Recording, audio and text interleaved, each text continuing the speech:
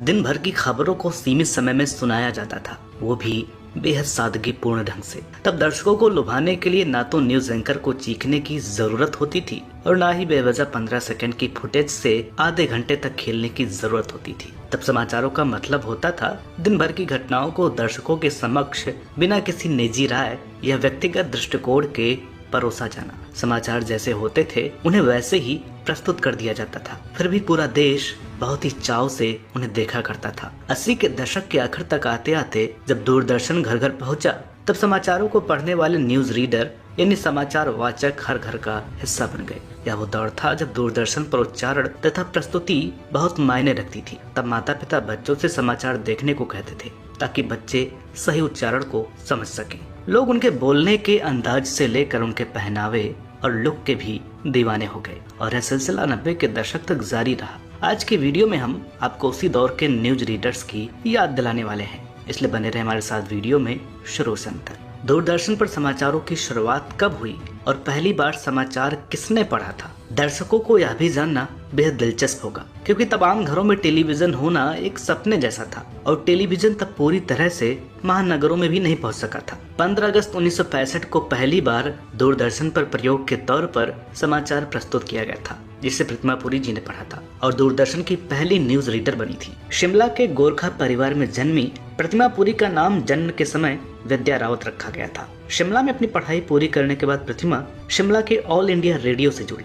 बाद में 15 सितंबर 1959 छोटे से ट्रांसमीटर और एक मैकशिफ्ट स्टूडियो के साथ पहली बार जब ऑल इंडिया रेडियो के तहत टेलीविजन का एक्सपेरिमेंटल टेलीकास्ट शुरू हुआ तो प्रतिमा पुरी को होस्ट के तौर पर चुना गया, जिसके बाद वो नई दिल्ली शिफ्ट हो गई। बाद में 15 अगस्त 1965 से आकाशवाणी भवन दिल्ली के स्टूडियो सभागार से जब नियमित तौर पर दूरदर्शन का प्रसारण आरंभ हुआ, तब दूरदर्शन पर टेलीकास्ट पहला न्यूज बुलेटिन मात्र 5 मिनट का था। समाचार पढ़ने के अलावा प्रतिमा पुरी ने अपने करियर में कई मशहूर हस्तियों का इंटरव्यू भी लिया था, जिनमें अंतरिक्ष में जाने वाले पहले व्यक्ति यूरी गागरिन का इंटरव्यू ही शामिल था। बाद में प्रतिमा पुरी से प्रेरणा लेकर इस क्षेत्र में कई महिलाओं का आगमन हुआ। प्रतिमा पुरी के अलावा उस दौर में गौरव कौर दूरदर्शन पर समाचार पढ़ा करते थे। बताया जाता है गौरव कभी भी न्यूज नहीं पढ़ना चाहते थे और इससे बचने के लिए एक बार उन्होंने अपना सर मुड़वा लिया था, जिसके बाद सलमा सुल्तान का ऑडिशन लिया गया और उन्हें न्यूज रीडर के रूप में चुना गया। इसके बाद प्रतिमा पुरी का भी रोल बदल गया और वे दूरदर्शन के अन्य कार्यक्रमों से भी जुड़ी। दूरदर्शन से रिटायर होने के कई सालों बाद 29 जुलाई 2007 को प्रतिमा पुरी जी का निधन हो गया था। आइए बात करते हैं 80s और 90s के दशक के कुछ मशहूर न्यूज रीडर्स के बारे में, जिनकी प्रसिद्धि किसी फिल्म स्टार से कम नहीं थी। दूरदर्शन के मशहूर और चुनिंदा न्यूज रीडर्स में सलमा सुल्तान का नाम सबसे पहले लिया जाता है। मध्य प्रदेश के भोपाल में जन्मी सलमा सुल्तान के पिता मोहम्मद असगर अंसारी कृषि मंत्रालय में सचिव थे। साल 1967 में सलमा न्यूज रीडर के रूप में जुड़ी और प्रतिमा पुरी के स्थान पर न्यूज पढ़ने लगी। उनके बालों में लगा गुलाब और गालों में पड़ते डिम्पल तब लोगों के आकर्षण का केंद्र हुआ करते थे। सलमा सुल्तान के वी शेप में साड़ी पहनने का एक अलग अंदाज था। हालांकि मजबूरी में बना यह अंदाज कभी फैशन बन जाएगा, उन्हें भी यह मालूम नहीं था। एक इंटरव्यू में उन्होंने इसका खुलासा करते हुए बताया था, उस वक्त उनके पास हर साड़ी के साथ मैच करने के लिए इतने ब्लाउज नहीं थे, इसलिए उन्होंने इसे छिपाने के लिए इस स्टाइल को अपनाया था, जो बाद में मशहूर हो गया। ऐसा ही कुछ उनके बालों में लगने वाले गुलाब के साथ हुआ, जो उन्होंने एक बार यूं ही लगाकर समाचार पढ़ दिया था। बाद में तो ऐसा होने लगा कि अगर किसी दिन वे बालों में गुलाब न लगाएं तो लोग इसकी शिकायत करने लगते। सलमा सुल्तान के बोलने का अंदाज लोगों को बहुत पसंद था। जैसे ही वे बोलती, आज के समाचार इस प्रकार हैं। दर्शक मंत्रमुग्ध होकर ध्यान से समाचार सुनने लगते थे। सलमा ने 1967 से 1997 तक दूरदर्शन में बतौर न्यूज रीडर 30 सालों तक काम किया। प्रधानमंत्री इंदिरा गांधी की हत्या की खबर को सलमा सुल्तान ने ही सुनाया था। अपनी सेवानिवृत्ति के बाद सलमा सुल्तान ने अपने प्रोडक्शन हाउस लेंसव्यू प्राइवेट लिमिटेड के तहत दूरदर्शन के लिए सामाजिक विषयों पर कई धारावाहिकों का निर्देशन किया। उनके द्वारा निर्देशित धारावाहिक पंचतंत्र से सुनो कहानी, स्वर मेरे तुम्हारे और जलते सवाल आदि प्रमुख हैं। हमारी लिस्ट में अगले नंबर पर हैं जेबी रमन। आज के दर्शक भले ही इस नाम से परिचित ना हो, लेकिन कभी दूरदर्शन के पुरुष समाचार वाचकों में जेबी रमन का नाम बहुत ही सम्मान से लिया जाता था। दिल्ली विश्वविद्यालय के शिवाजी कॉलेज में इकोनॉमिक्स पढ़ाने वाले रमन जी साल 1973 में दूरदर्शन से जुड़े थे और लगभग 30 सालों तक दूरदर्शन में समाचार वाचन का कार्य किया। रमन जी ने अपने एक दोस्त की सलाह पर ऑडिशन दिया था और स्क्रीन टेस्ट और वॉइस टेस्ट के बाद उनका चयन हुआ था। मजे की बात, उन्हें तब बतौर इंग्लिश न्यूज रीडर चुना गया था। बाद में जब उन्हें हिंदी न्यूज पढ़ने का मौका मिला तो वे इससे ही जुड़ गए। दोस्तों, आपको यह जानकर ताज्जुब होगा कि आंध्र प्रदेश का होने के बावजूद उनकी हिंदी एकदम स्पष्ट थी और 1955 में दिल्ली आकर बस गए थे। उस वक्त रमन स्कूल में पढ़ रहे थे। रमन जी से जुड़ी एक और खास बात यह है कि उन्होंने दिल्ली के शिवाजी कॉलेज में 40 साल तक पढ़ाया भी और 30 साल तक दूरदर्शन न्यूज से जुड़े रहे। पूर्व प्रधानमंत्री राजीव गांधी की मौत की खबर को देश को रमन जी ने ही सुनाया था। दूरदर्शन के मशहूर न्यूज रीडर शमी नारंग, जो लगभग 20 वर्षों तक उनके साथ समाचार पढ़ चुके हैं, रमन को एक मार्गदर्शक और संरक्षक के रूप में याद करते हैं। समाचार पढ़ने के अलावा रमन जी लंबे समय तक थिएटर से भी जुड़े रहे। मीडिया रिपोर्टों के मुताबिक रमन जी ने शादी नहीं की थी। वे दिल्ली के एक संयुक्त परिवार में रहते थे। उनके अंतिम दिनों में उनकी बहन जेबी लक्ष्मी कल्याणी जी उनके साथ थी। इस कड़ी में अगला नाम है सरला माहेश्वरी का, जिनके अंदाज के साथ साथ उनकी खूबसूरती के भी लोग कायल थे।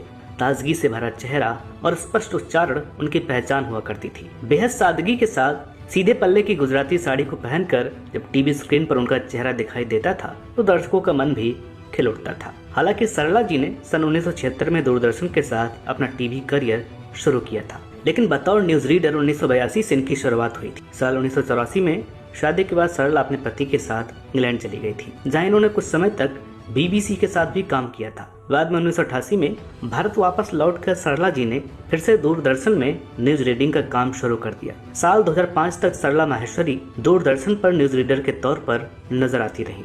उस दौर के अन्य लोकप्रिय समाचार वादकों में वेद प्रकाश जी का नाम भी बड़े ही सम्मान के साथ लिया जाता है। बेहद स्पष्ट और सादगी के साथ उनका समाचार पढ़ने का अंदाज हर किसी को पसंद था। वेद प्रकाश जैसी आवाज के धनी होने के साथ साथ अपने लेखन के लिए भी जाने जाते हैं। दूरदर्शन पर समाचार पढ़ने के अलावा उन्होंने पत्रिका स्टूडेंट टुडे के संपादक के रूप में काम किया था और समाचार पत्रों और पत्रिकाओं के लिए 100 से अधिक लेख भी लिखे। बात दूरदर्शन के पुरुष समाचार वाचकों की हो और शमी नारंग का नाम न लिया जाए तो चर्चा अधूरी रह जाएगी।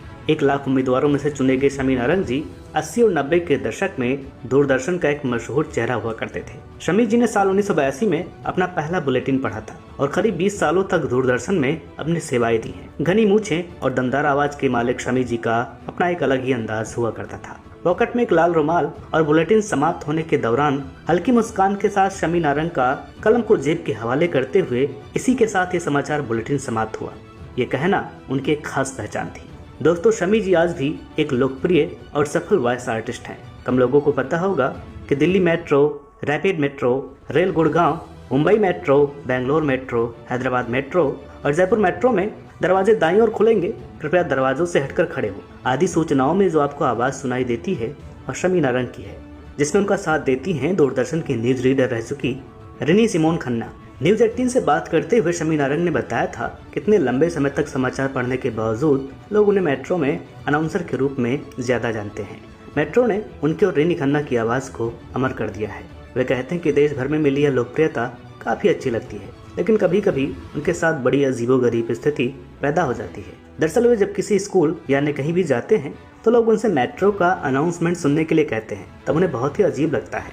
ऐसे में शमी नारंग लोगों से कहते हैं कि कुछ अच्छा सुन लीजिए।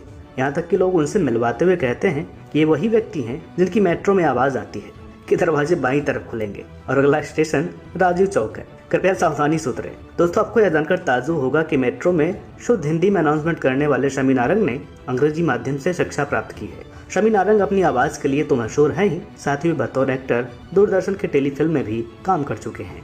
अविनाश कौर सरीन कभी दूरदर्शन की सबसे खूबसूरत चेहरों में से एक हुआ करती थी। एक सिख परिवार में जन्मी अविनाश दिल्ली यूनिवर्सिटी से फिजिक्स और एजुकेशन में ग्रेजुएट है। अविनाश कौर सरीन ने बतौर प्रेजेंटेटर दूरदर्शन को ज्वाइन किया था और बाद में मेन न्यूज रीडर बनी थी। साल 1970 में उन्होंने एक न्यूज रीडर के तौर पर अपने करियर की शुरुआत की थी। चेहरे पर हमेशा मुस्कान लिए और माथे पर एक बड़ी सी बिंदी लगाए अविनाश कौर सरीन अपने जमाने में बच्चे से लेकर बड़े तक हर किसी का पसंदीदा चेहरा हुआ करती थी। उनकी लोकप्रियता का अंदाजा आप इसी सकते हैं कि 1984 के सिख दंगों के दौरान अविनाश कौर सरीन बीमारी की वजह से 1 महीने तक दूरदर्शन पर नहीं दिखी, तो उनकी कुशलता जानने के लिए लाखों पत्र दूरदर्शन के दिल्ली ऑफिस आ गए।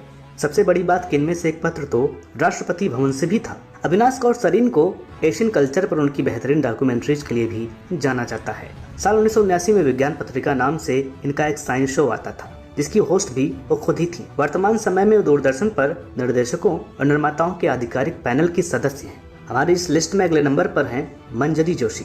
मंजरी जोशी जी दूरदर्शन की हिंदी समाचार वाचिकाओं में से एक हैं, जो प्रसिद्ध कवि पत्रकार रघुवीर सहाय की सबसे बड़ी बेटी हैं। कानपुर उत्तर प्रदेश में जन्मी मंजरी जोशी की पढ़ाई लिखाई दिल्ली में हुई थी। दिल्ली विश्वविद्यालय के मिरांडा कॉलेज से रसायन विज्ञान में स्नातक की पढ़ाई करने के बाद उन्होंने रूसी भाषा सीखने का मन बनाया और जवाहरलाल नेहरू विश्वविद्यालय से स्नातकोत्तर की उपाधि प्राप्त की। समाचार वाचक के अलावा मंजरी को रूसी से अंग्रेजी और हिंदी के अनुवादक के रूप में भी जाना जाता है। मंजरी एक लेखक के तौर पर कई अखबारों के लिए लेख भी लिख चुकी हैं। वर्तमान समय में मंजरी जोशी जी युवाओं को जर्नलिज्म की ट्रेनिंग देने का काम भी कर रही हैं। 90 के दशक में बतौर न्यूज रीडर एक और नाम बेहद पॉपुलर हुआ करता था और वह नाम था शोभना जगदीश जी का। खनकती आवाज और थोड़ी सी चंचल दिखने वाली शोभना जगदीश उस दौर की नई न्यूज रीडर के तौर पर जानी जाती थी। उनका साड़ी के साथ गले में चैन और माथे पर छोटी सी बिंदी के साथ स्क्रीन पर नजर आ जाना आज भी लोगों को याद है। एक हल्की मुस्कान के साथ समाचार शुरू करना और उसी मुस्कान के साथ समाचार समाप्त करना उनकी एक खास पहचान हुआ करती थी। शोभना जगदीश कभी न्यूज रीडिंग के साथ साथ अपनी संगीत का जादू भी बिखेर चुकी हैं। 90 के दशक में उन्होंने शमी नारंग जी के साथ एक बहुत ही खूबसूरत गीत सुना के सबको चौंका दिया था। 90 के दशक की न्यूज रीडर्स में एक नाम नीलम शर्मा जी का भी है, जिन्हें कभी भुलाया नहीं जा सकता। हिमाचल प्रदेश में जन्मी नीलम शर्मा जी की पढ़ाई लिखाई दिल्ली से हुई थी। दिल्ली विश्वविद्यालय के lady Shri Ram college for women से स्नातक की पढ़ाई करने के बाद उन्होंने भारतीय जन संचार संस्थान यानी IIMC से डिप्लोमा किया था। नीलम शर्मा के दिवंगत पिता RC शर्मा सेना में लेखाधिकारी थे। नीलम शर्मा ने साल 1995 में दूरदर्शन के साथ करियर की शुरुआत की थी। नीलम दूरदर्शन का एक जाना माना चेहरा थी। एंकरिंग के दौरान हमेशा मुस्कान लिए सौम्य और सरल रहने वाली नीलम शर्मा को उनके ड्रेसिंग व हेयर स्टाइल के लिए भी जाना जाता था। अपने 20 साल के दूरदर्शन के साथ सफर में हमेशा साड़ी और खुले बालों में ही नजर आई। समाचारों के अलावा नीलम शर्मा ने तेजस्विनी और बड़ी चर्चा समेत कई लोकप्रिय कार्यक्रमों का संचालन किया था। इसके अलावा वे एक डॉक्यूमेंट्री फिल्म निर्माता भी थी, जिनके नाम पर 60 से अधिक फिल्में थी। नीलम शर्मा को उनके करियर में बेस्ट न्यूज एंकर अवार्ड, आधी आबादी अवार्ड और KPS Gill fearless journalist award जैसे कई प्रतिष्ठित अवार्ड से सम्मानित किया गया था। इसके अलावा 8 मार्च 2019 को महिला दिवस के मौके पर पूर्व राष्ट्रपति रामनाथ कोविंद ने उन्हें नारी शक्ति सम्मान से भी नवाजा था। साथ ही महिलाओं की उपलब्धियों और पत्रकारिता में योगदान देने के लिए उन्हें भारत के सर्वोच्च नागरिक पुरस्कार से सम्मानित किया गया था। 17 अगस्त 2019 को महज 49 साल की उम्र में नीलम शर्मा जी का निधन हो चुका है। जानकारी के मुताबिक वह कैंसर से पीड़ित थी। नीलम शर्मा के पति का नाम अनिल कपूर है, जो कि रेडियो में कार्यरत है। तो दोस्तों, उम्मीद करते हैं कि आपको आज की यह वीडियो पसंद आई होगी। आप किस न्यूज रीडर को ज्यादा याद करते हैं, कमेंट में जरूर बताइएगा। और साथ ही साथ अगर इस वीडियो पर आपका रिस्पॉन्स अच्छा रहा तो इसका अगला पार्ट भी हम जल्दी लेकर के